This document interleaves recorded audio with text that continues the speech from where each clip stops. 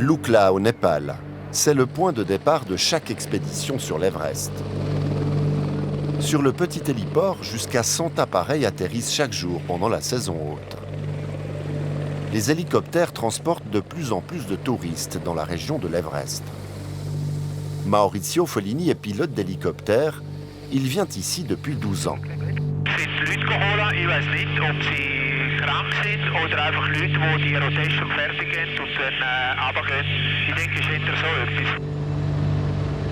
D'habitude, Maurizio Follini travaille dans les Grisons pour une autre compagnie. Pendant la haute saison, il vole pour une entreprise népalaise. Le chemin vers l'Everest mène de Lukla au camp de base, en passant par la vallée du Khumbu. Durée à pied environ 8 jours.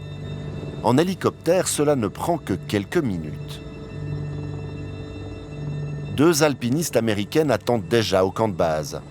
Elles ont commandé l'hélicoptère quasiment comme un taxi. Elles ont besoin de se reposer plus bas dans la vallée. Avec les $50 000 minimum que coûte l'ascension de l'Everest, de tels vols passent presque inaperçus dans le budget.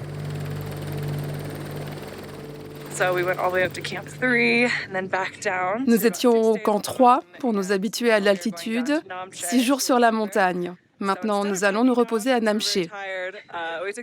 On préfère prendre l'hélicoptère, nous sommes épuisés. C'est plus fatigant que prévu. Là-haut, le corps ne récupère pas après un effort, alors on veut descendre. Nous avons quelqu'un de notre groupe qui descend à pied, 40 km en un jour.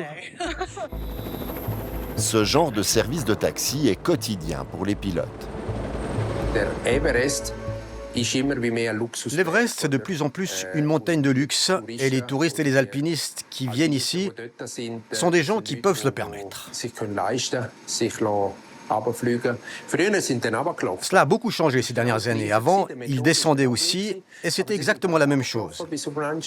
Mais ils descendaient jusqu'à Namche et 3-4 jours plus tard, ils remontaient. Maintenant, ils payent les 5 ou 7 000 $ de vol pour aller dans un beau resort près de Katmandou pour aller se reposer.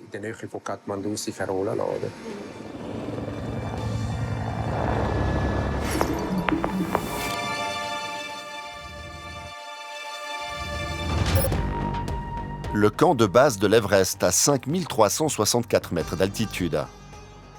Un village de tentes avec plus de 2000 personnes, des alpinistes, des sherpas, des porteurs et des cuisiniers. Sur le chemin de l'Everest, la file s'allonge et sur les réseaux sociaux, ces images d'embouteillage font le tour du monde. Des files qui provoquent parfois des accidents mortels. Pourtant, de plus en plus de personnes veulent atteindre le sommet et en y passant de moins en moins de temps. L'Autrichien Lukas Furtenbach est chef d'expédition. Les 3/4 de ses clients choisissent l'expédition flash de 3 semaines au lieu d'un circuit classique de 8 semaines.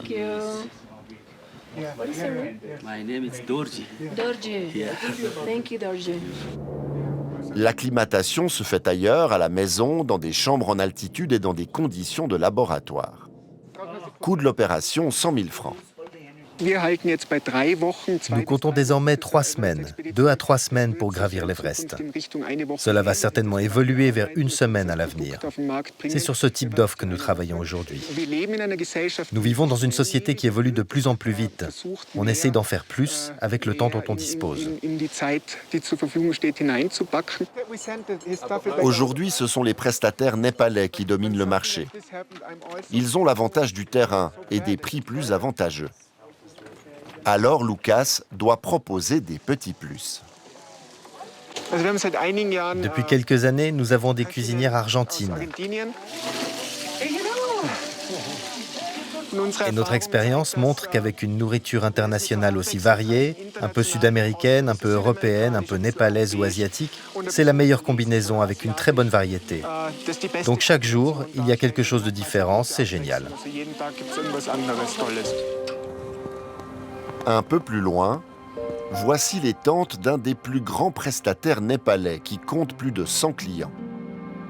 Son camp est divisé en un segment pour les clients normaux qui sont logés dans les tentes jaunes. Coût à partir de 45 000 $. Et puis il y a un segment de luxe, ce sont les tentes rouges, à partir de 85 000 $. Tashi est le plus jeune des 3 frères qui dirigent l'entreprise. Il a rendez-vous avec Kari Kobler. Ce dernier, âgé de 69 ans, a participé à la création de l'entreprise d'alpinisme sur l'Everest il y a des années. Les Népalais l'ont développé et perfectionné. Il a passé presque toute sa vie dans l'Himalaya. C'était notre professeur. Il nous a beaucoup appris. Vous savez, j'ai fait de l'escalade avec ces 2 frères.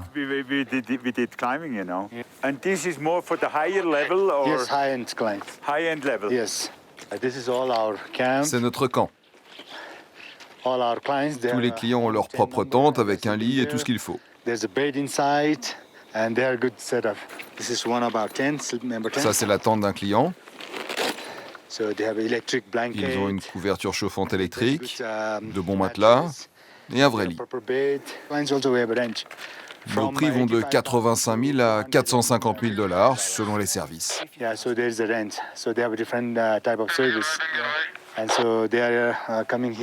Les clients sont ici pour quelques jours, puis ils s'envolent pour Katmandou dans un hôtel 5 étoiles où ils se reposent.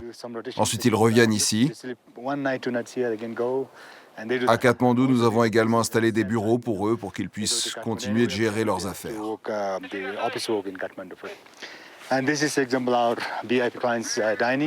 C'est la tente repas VIP.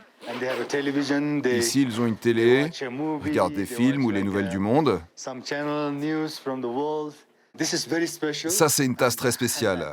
C'est fait à la main et ça coûte 150 $. Nous ne l'avons que pour nos VIP.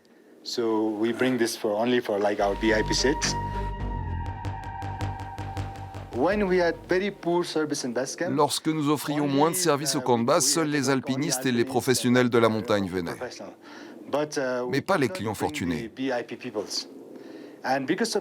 Grâce à l'offre VIP, nous avons maintenant des clients riches du Moyen-Orient, des États-Unis, du monde entier qui veulent cette offre.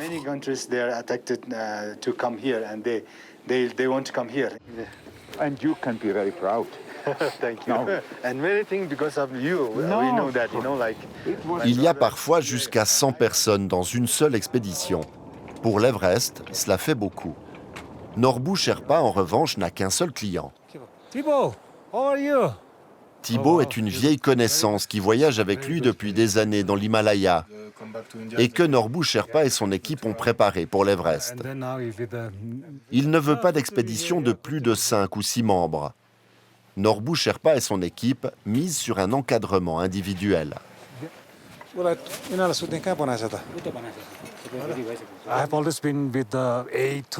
J'ai toujours voyagé avec 8 à 12 clients. Je sais à quel point c'est difficile pour les Sherpas d'avoir autant de monde. À la fin d'une expédition, tu as passé 2 mois avec un client et il ne connaît même pas le nom de son Sherpa, et encore moins celui des autres Sherpas. Pour moi, c'est très bizarre. Le business en montagne a ses revers. Mission de sauvetage au camp 2 pour Maurizio Faolini.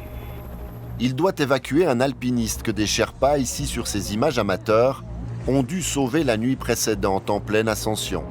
Il avait demandé de l'aide par radio avec des engelures aux pieds. À 6400 mètres d'altitude, les hélicoptères ne peuvent plus atterrir que pour des sauvetages.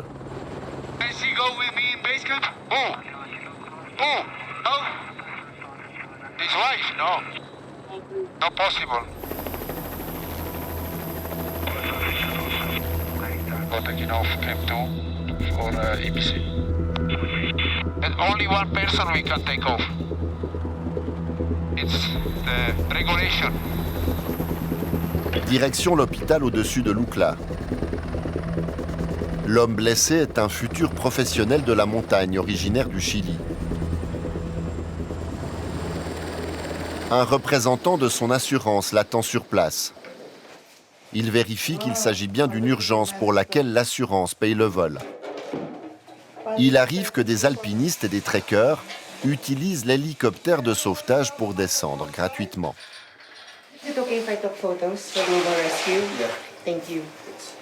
Les engelures ne sont heureusement pas graves, mais le sauvetage était justifié.